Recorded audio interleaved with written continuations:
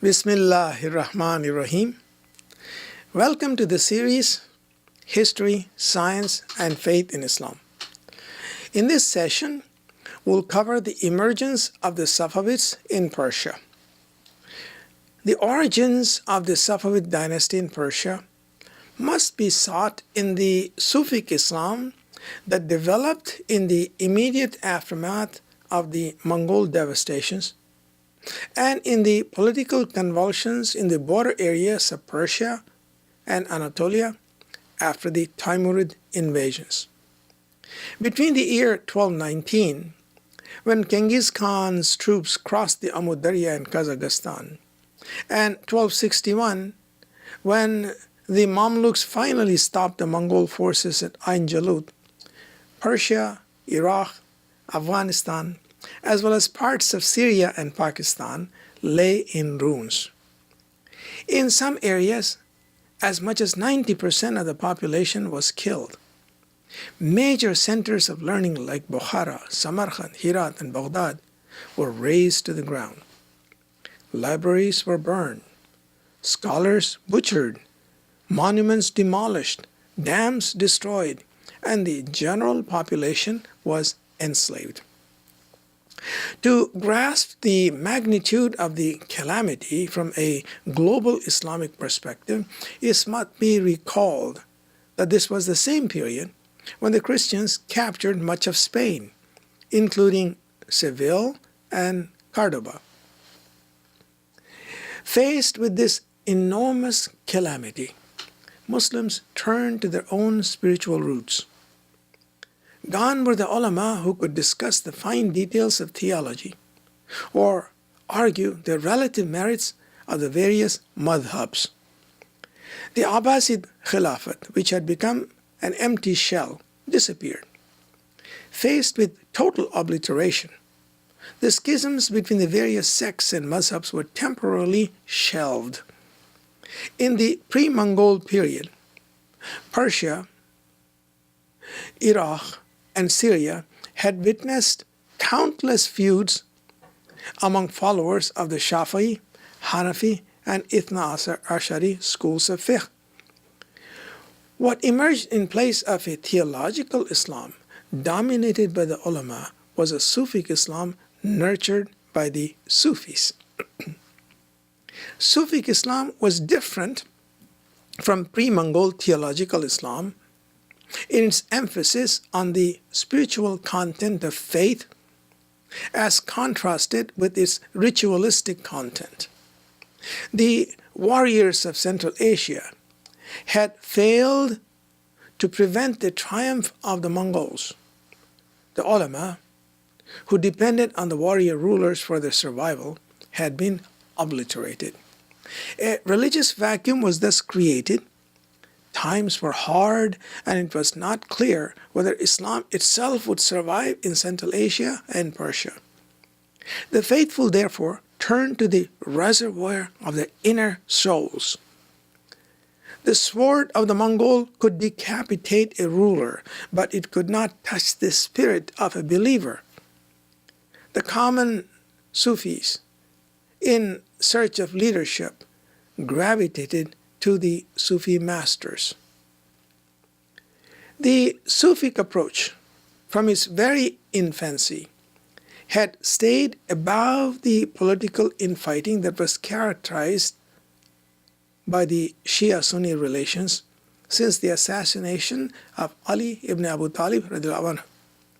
Sufi practices were an amalgam of Shia and Sunni practices. The Sufis, always suspect in the eyes of the theological establishment, had to be circumspect in their practices. In their emphasis on the transmission of knowledge through a teacher, namely a khutub or a murshid, the Sufis were closer to the Shia approach.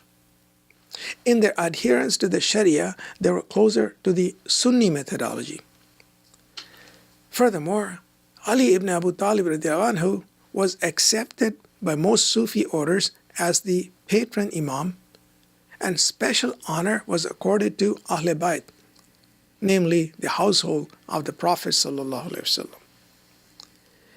esoteric knowledge of God's presence through irfan, namely intuitive knowledge of the divine presence, was emphasized as much as the exoteric knowledge of the divine through adherence to the Sharia. To escape persecution, elements of taqiyya, which means concealment of true religious faith from the enemy, were also accepted temporarily. Some tariqas incorporated music and sama in their practices. It was this Islam, incorporating in it the spirituality of the soul, but with a lesser emphasis on its outward shell, that survived the Mongol age. And it was this Sufic Islam that was introduced into Pakistan, India, Indonesia, Malaysia, and much of Africa. The Arab core of the Islamic world was less influenced by this approach because it escaped the Mongol devastations thanks to the victory of the Mamluks at Anjalut. Even to this day, in a melting pot such as America, one sees this difference in emphasis among Muslim groups. Those from the Arab world emphasize the Sharia and strict adherence to its rules, whereas those from the Indo-Pak subcontinent, Indonesia, Malaysia, and Africa emphasize its spiritual content. It was this Islam, neither Shia nor Sunni, but based on tasawwuf or tazkiyatun nafs, that was the preeminent religion in the 13th and 14th century West Central Asia. And it was from its womb that the Safavid, the Mughal, and the Ottoman empires emerged. The confluence of Shia-Sunni ideas in tasawwuf makes it easier for a determined organized group to swing the population one way or the other. Thus it was that the Safavids found it easier to tilt to the Ithna Ashari fiqh in Persia, whereas their cousins among the great Mughals of India and the Ottomans tilted towards the Hanafi fiqh. What was initially a tilt in a social political movement was hardened into bitter Shia-Sunni rivalry in later centuries as the Ottomans and the Safavids fought over the control of Azerbaijan and Iraq, while the Mughals and the Safavids crossed swords over control of southern Afghanistan. Political and military ambitions were clothed in religious slogans and expressed in religious jargon, further widening a rift that runs through Islamic history like an earthquake fault. The Shia-Sunni differences were political, not religious, which were amplified by interested rulers and theologians. It is noteworthy that the emergence of Sufic Islam sustained one of the greatest periods of creativity in Islamic literature, poetry, music, mathematics, and art. It was during this period that the Farsi language attained its linguistic zenith and developed into the lingua franca in much of Asia. Turkish literature flourished, and the Urdu language was born in India. Many of Timur's descendants, Shah Rukh, Abu Sa'id, Ulugh Bey, and Hussein Baikhara, were patrons of art and literature.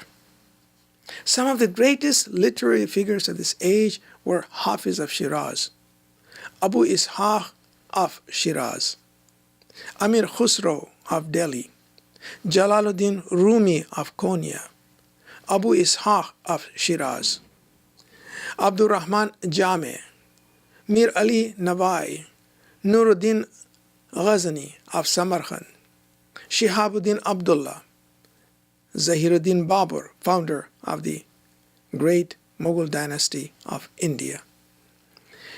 The area around the Caspian Sea, from Tabriz to Gilan, was a center for Sufi activities. It was in this milieu that Sheikh Safiuddin Ishaq, who lived from 1252 to 1334, after whom the Safavi dynasty is named, was born. Sheikh Safiuddin received his ijaza from Sheikh Tajuddin Jilani, a member of the Qadariya order. Sheikh Jilani saw in the young Safi a combination of Sufi rectitude, political astuteness, and mundane practicality, and gave his daughter in marriage to him.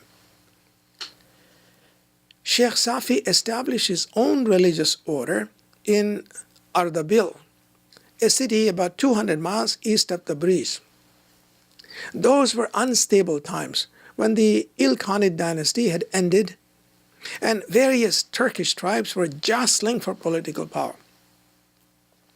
Under Sheikh Safiuddin, Ardabil became a refuge for many who were fleeing the tumult in the surrounding countryside. Sheikh Safi's fame spread, bringing him the patronage of the courts and donations from the rich. The Sheikh used this wealth to provide relief to the poor and succor for the oppressed. The Safaviya Brotherhood grew and developed a widespread following among the Turks, Persians, Syrians, Iraqis, and Kurds of Azerbaijan and of eastern Anatolia. To this brotherhood, Sheikh Safi was the Pir and Murshid Kamil, which means supreme spiritual leader, as well as its temporal ruler. The followers accorded the Murshid their unquestioned loyalty and total trust. The origins of the zeal with which the Safaviya Brotherhood followed Shah Ismail 100 years later, circa 1500, is to be found in the discipline, comradeship, loyalty, and organization that was established by Sheikh Safiuddin. A great deal has been written by Safavid chroniclers to claim that Sheikh Safi was a Shia. It is more likely that Sheikh Safi was neither Shia nor Sunni but belonged to that universal Sufi Islam based on tasawwuf that had emerged in the post-Mongol period and had brought about an amalgam of Sunni and Shia elements. It was also claimed by the Safavids that Sheikh Safi was a Sayyid, a person in the lineage of Ali and Fatima radiallahu anha. This claim, whether true or not, is relevant only to the extent that throughout Islamic history, kings and emperors have sought to establish the legitimacy of the rule by claiming to be descendants of the Prophet ﷺ. Compare, for instance, the desire of Indonesian and Malaysian sultans during the 14th and 15th centuries to marry their daughters to Sayyids from Arabia so as to establish the legitimacy of the rule. The Sayyids, who seized power in Delhi following the withdrawal of Timur, provide yet another example of this practice. Into the lineage of Sheikh Safi was born Ismail I in 1487, claiming his descent from the family of Ali ibn Abu Talib radiallahu anhu and his spiritual legacy from Sheikh Safi. Ismail I was the founder of the Safavid dynasty of Persia, which lasted until 1736 and influenced cultural and political developments in much of Asia. A second major element in the emergence of the Safavids was the migration of the Turkish tribes. We have observed earlier that the paramount religious historical events of the last 1,000 years occurred towards the end of the first millennium, when the Germans were converted to Catholic Christianity in the 9th century. The Turks accepted Islam in the 8th and the 9th centuries, and the Russians joined the Eastern Orthodox Church in the 10th and 11th centuries. The movement of Turkish tribes across Central Asia into Persia, Anatolia, India, Syria, and Egypt had an impact on global history similar to that of Germanic movements in Europe. The Turks, a dynamic, resilient, restless people, moved in waves in search of pastures for their herds and room for their growing populations. The first wave, led by the tribe of Oghuz, crossed the Amu Darya in the 11th century and was responsible for the disintegration of the Ghaznavi Empire and the emergence of the Seljuk Empire. The Seljuks moved further west, established their capital at Konya in Turkey, and from there dominated much of Central and West Asia for more than 100 years. It was the shield of the Seljuks that protected the Muslim heartland from the sword of the Crusaders. The collapse of the Seljuk Empire by 1308 may be compared with the explosion of a star. The Turks, who had fought under a single banner, now divided themselves into dozens of smaller groups, each group headed by a chief, and marched out from the Turkish heartland in all directions. Military allegiance often shifted depending on the reputation of the chief and the opportunities provided by him. Expansion into Byzantine territories in Europe and Georgia and Armenia to the northeast were sanctioned by the doctrine of Gaza. To justify encroachments into neighboring Muslim territories to the east, the Turkish chiefs were always careful to obtain a fatwa from the local Khazis under one pretext or the other. It was one of these tribes, led by Uthman Ali, which founded the Uthmania, meaning the Ottoman Empire. In the Battle of Ankara in 1402, Timur decimated the Ottoman armies. Turkish power in Anatolia receded. The death of Timur in 1405 brought on a struggle for power among his sons and grandsons. It was a tradition among the Tatars and among the Turks that all the sons of a ruler had an equal claim to the throne. A kingdom was like a joint trust. The death of a ruler set off a scramble for power. The prince who won would become the next king. We see this pattern for succession amongst the Mughals of India down to the time of Aurangzeb, and up until the 17th century amongst the Ottomans. Timur's vast empire had been won and was held by the iron will of a single man. His death created a political vacuum. Timur's son Shah Rukh held on to the core of Timurid territories in Central Asia and Persia. But the Mamluks reclaimed Syria. India split off and established own independent rule under the Sayyids. And in Anatolia, the Turks moved back in. It was the movement of these Turkish tribes that provided the social thrust for the emergence of the Safavid Empire. Three major waves of Turkish movements may be identified between the death of Timur in 1405 and the entry of Shah Ismail into Tabriz in 1501. The first wave was under the leadership of the Karakuyunlu, in Turkish meaning the keepers of black sheep. The Karakuyunlu had moved out from central Anatolia and northern Syria to Azerbaijan towards the beginning of the 14th century.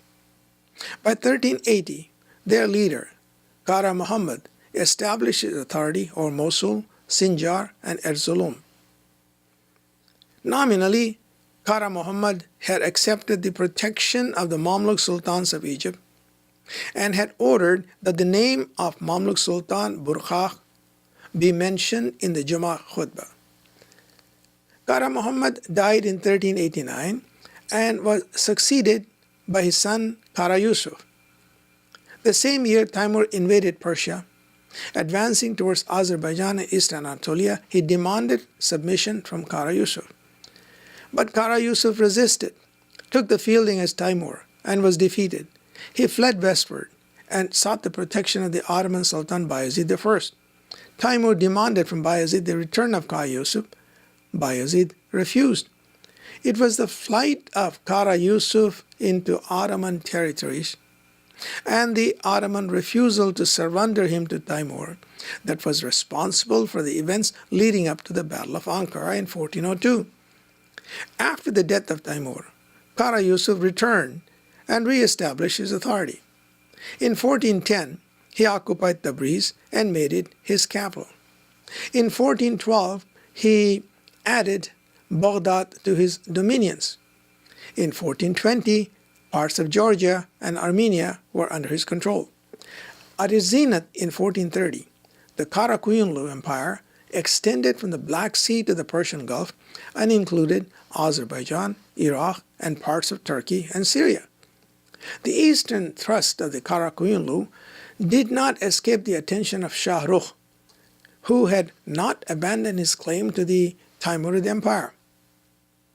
Moving west at the head of a large army, Shah Rukh drove away Kara Iskandar, son of Kara Yusuf, who had succeeded his father, and installed Jahan Shah, another Kara-Koyunlu prince, in Tabriz.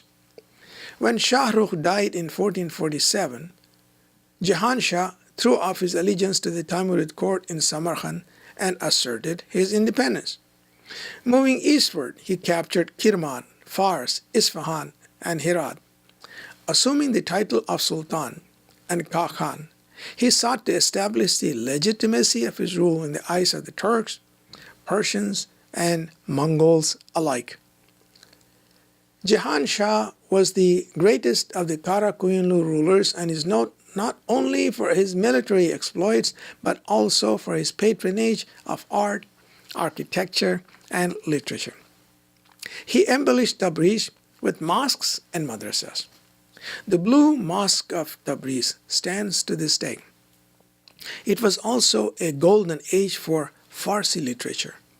Poets and writers of repute received his patronage and his protection. Jahan Shah was a follower of the Ithna Ashari fiqh, and it was his legacy in Persia and Iraq that was inherited and adopted by the Safavids. Shah Khuli, one of the descendants of Jahan Shah, fled to India in 1478 and established the Qutb Shahi dynasty of Golconda in southern India. The patronage of the Ithna Ashari fiqh in the courts of the Deccan became a factor in the political rivalries between the Mughal and Safavid courts in the 17th century. Jahan Shah died in a battle with the rival tribe of Ak-Koyunlu, that is a Turkish word meaning keepers of the white sheep. The migration of the Ak-Koyunlu constitutes the second major movement of Turkish tribes from their heartland in Anatolia to the east. The Ak-Koyunlu territories lay to the west of the territories held by the Kara-Koyunlu and included the modern cities of Erzurum, Diyarbakir, Urfa, Mardin, and Sivas. Since the two tribes were neighbors, they constantly jostled with each other for turf. The Ak-Koyunlu, like their Ottoman cousins, carried on their ghaza against the Byzantine territories of Trebizond, located in the Black Sea. When Timur invaded the territories of the Kara-Koyunlu, the Ak-Koyunlu sided with Timur. Their chief, Uthman Beg, accepted the overlordship of Timur and sided with him against the Ottomans at the Battle of Ankara.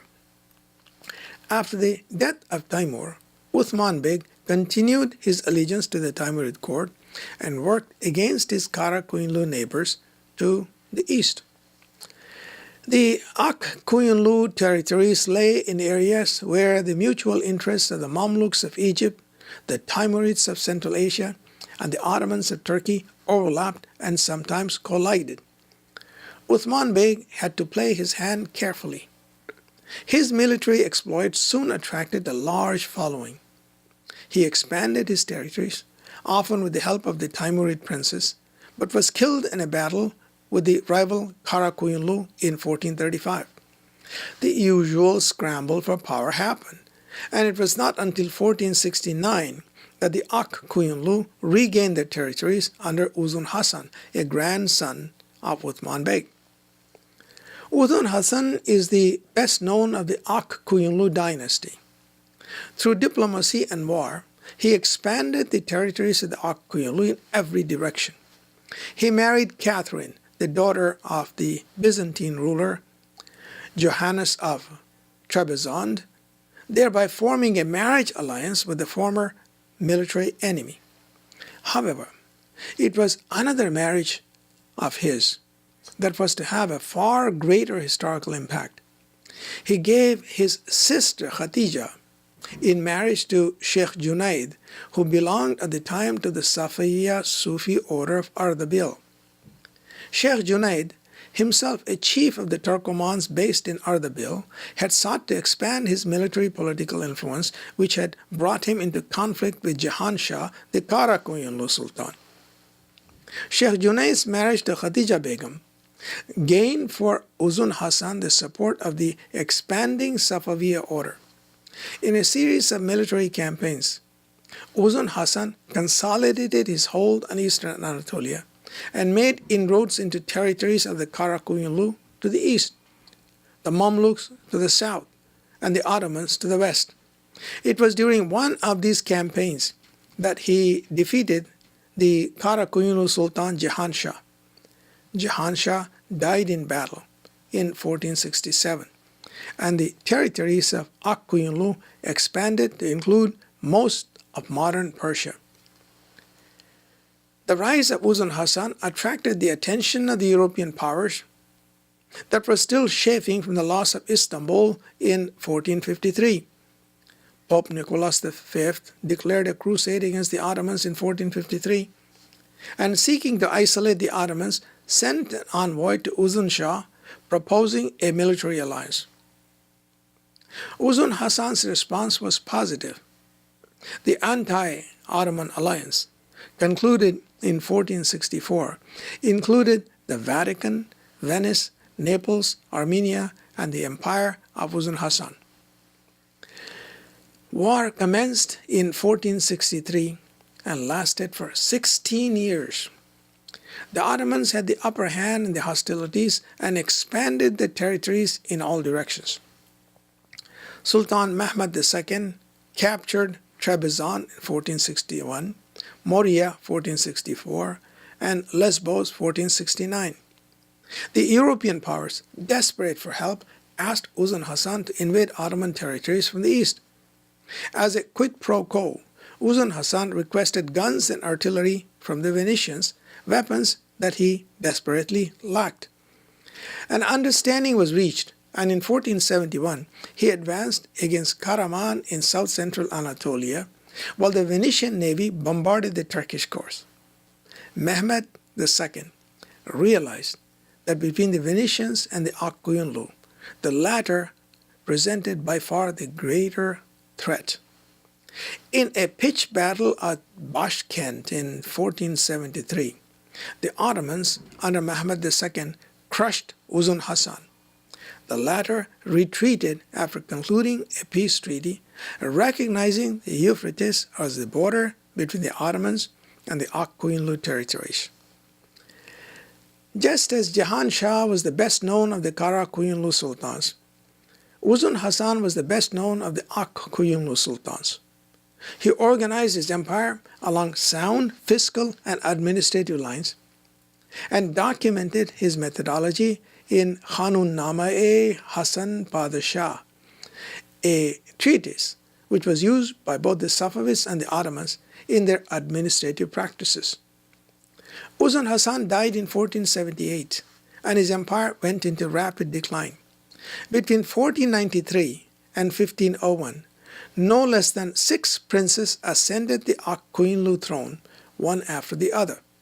It was in this unstable environment that the Safawiya order expanded its political influence.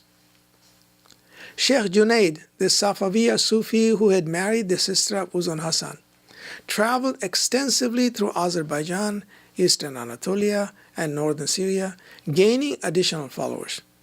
Military conflicts with the established powers were inevitable, and the Safawiya order had its share of victories and defeats.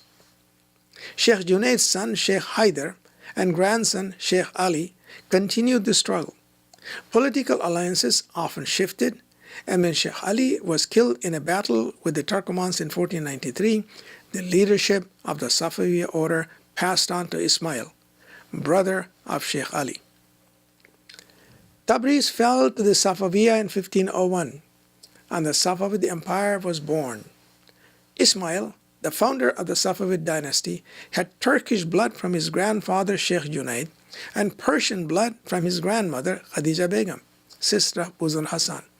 Thus, he combined in himself the spiritual legacy of the Safaviya order, the tribal legacy of the Turks, and blood relationships with the Persians. In addition, he claimed his descent from Ali ibn Abu Talib radiallahu anhu. This was a powerful combination of claims to establish the legitimacy of his rule in accordance not only with religious tradition, but also with the dynastic tradition of Persia and the tribal tradition of the Turks. This concludes our session on the rise of the Safavids in Persia. In the next session, inshallah, we'll cover the historic Battle of Chaldiran between the Safavids and the Ottomans. Assalamu alaikum wa rahmatullahi wa barakatuh.